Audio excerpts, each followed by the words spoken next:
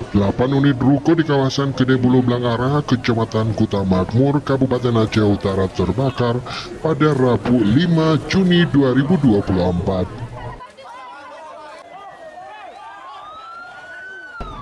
Menurut Benny Murdani, salah satu warga yang juga saksi kebakaran, kronologi terjadinya kebakaran diduga akibat salah satu pemilik ruko hendak menghidupkan mesin genset, namun terjadi kebocoran minyak hingga menyambar ke tabung gas dan api membesar sehingga merayap ke ruko lain. Ya, awal pertama kebakaran ini terjadi dimulai dari salah satu warung yang memasang genset untuk menghidupkan lampu karena dari tadi itu lampunya di sini mati.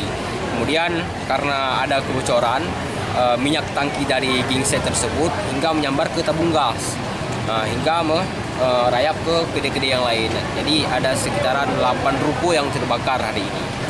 Begitu. Dari kejadian itu ada 7 unit armada pemadam kebakaran dikerahkan ke lokasi untuk memadamkan api. Namun api baru padam setelah 2 jam proses pemadaman. Akibat kebakaran tersebut, para korban mengalami kerugian besar yang ditaksir mencapai miliaran rupiah.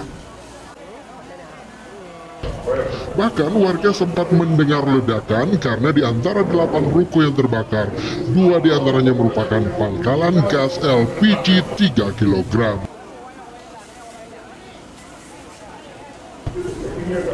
Untuk diketahui, akibat musibah kebakaran itu 8 unit ruko hangus terbakar dan berdampak terhadap 47 orang penghuninya.